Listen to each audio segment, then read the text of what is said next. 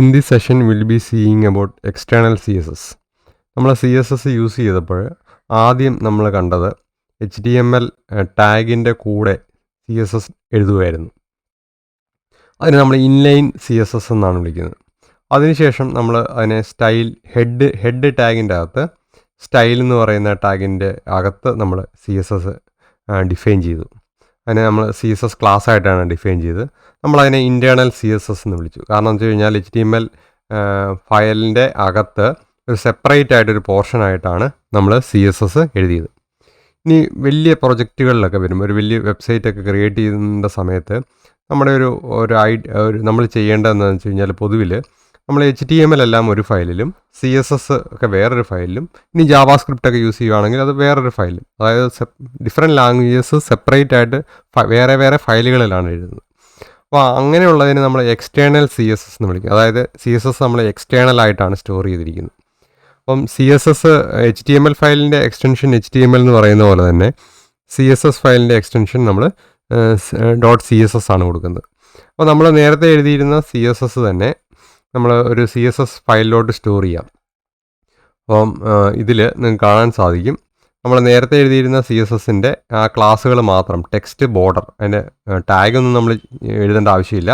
ആ ക്ലാസ് മാത്രം ഞാനിവിടെ ഒരു style.css എന്ന് പറയുന്ന ഒരു ഫയലിലോട്ട് എഴുതിയിട്ടുണ്ട്. ഈ ഫയൽ നമ്മുടെ sample.html ഫയൽ കിടക്കുന്ന അതേ ഡയറക്ടറിയിലാണ് സ്റ്റോർ ചെയ്തിരിക്കുന്നത്. ഇതിൽ നേരത്തെയുള്ള കണ്ടൻറ്റ് മാത്രമേ ഉള്ളൂ. ടെക്സ്റ്റ് എന്ന് പറയുന്ന ക്ലാസ്സിൽ ടെക്സ്റ്റ് അലൈനും ബാക്ക്ഗ്രൗണ്ടും ഡിഫൈൻ ചെയ്തിട്ടുണ്ട്, ബോർഡറും ഡിഫൈൻ ചെയ്തിട്ടുണ്ട്. ഇനി ഇത് നമുക്ക് ഈ sample.html യൂസ് ചെയ്യണമെങ്കിൽ നമുക്ക് നേരത്തെ ചെയ്തിരുന്ന പോലെ തന്നെ ഹെഡിൻ്റെ അകത്ത് നമ്മളൊരു ടാഗ് ഡിഫൈൻ ചെയ്യും. ഹെഡിൻ്റെ അകത്ത് ഡിഫൈൻ ചെയ്യുന്ന ടാഗിൻ്റെ പേര് ലിങ്ക് എന്നാണ്. ഈ ലിങ്ക് HTML ടാഗ് വെച്ചിട്ട് നമുക്ക് പല റിസോഴ്സസ് ലിങ്ക് ചെയ്യാൻ പറ്റും. പക്ഷേ കോമൺ ആയിട്ട് നമ്മൾ ഈ ലിങ്ക് ടാഗ് യൂസ് ചെയ്യുന്നത് CSS ലിങ്ക് ചെയ്യാനാണ്. അപ്പോൾ ലിങ്ക് ദെൻ REL എന്ന് പറയുന്ന ആട്രിബ്യൂട്ട് ഉണ്ട്. REL നമ്മൾ കൊടുക്കുന്നത് ഇതെന്താണെന്നാണ്. REL നമ്മൾ കൊടുക്കുന്നത് ഇത് സ്റ്റൈൽ ഷീറ്റാണ്. അപ്പോൾ നമുക്ക് സ്റ്റൈൽ ഷീറ്റ് എന്ന് എഴുതാം, സ്റ്റൈൽ ഷീറ്റ്.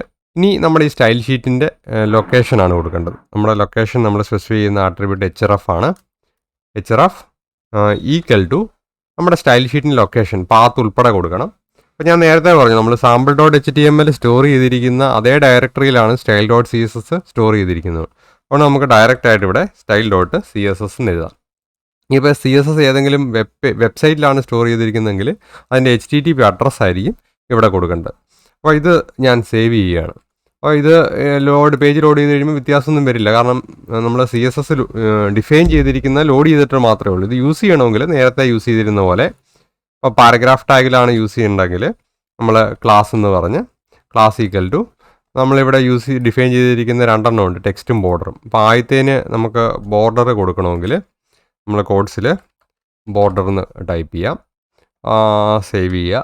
അപ്പം ഞാനിത് റീലോഡ് ചെയ്യുകയാണെങ്കിൽ ബോർഡർ വന്നിട്ടുണ്ട്. ഇനി രണ്ടാമത്തേന് ഞാൻ ടെക്സ്റ്റിൽ പറഞ്ഞിരിക്കുന്നത് കൊടുക്കുകയാണെങ്കിൽ ക്ലാസ് ഈക്വൽ ടു ടെക്സ്റ്റും ബോർഡറാണെന്ന് വിചാരിക്കുക. അപ്പോൾ ഞാൻ ടെക്സ്റ്റ് ബോർഡർ ഇത് രണ്ടും അപ്ലൈ ചെയ്യണമെങ്കിൽ ടെക്സ്റ്റ് ബോർഡർ എന്ന് പറഞ്ഞ് എഴുതിയിട്ട് എനിക്ക് ലോഡ് ചെയ്യുകയാണെങ്കിൽ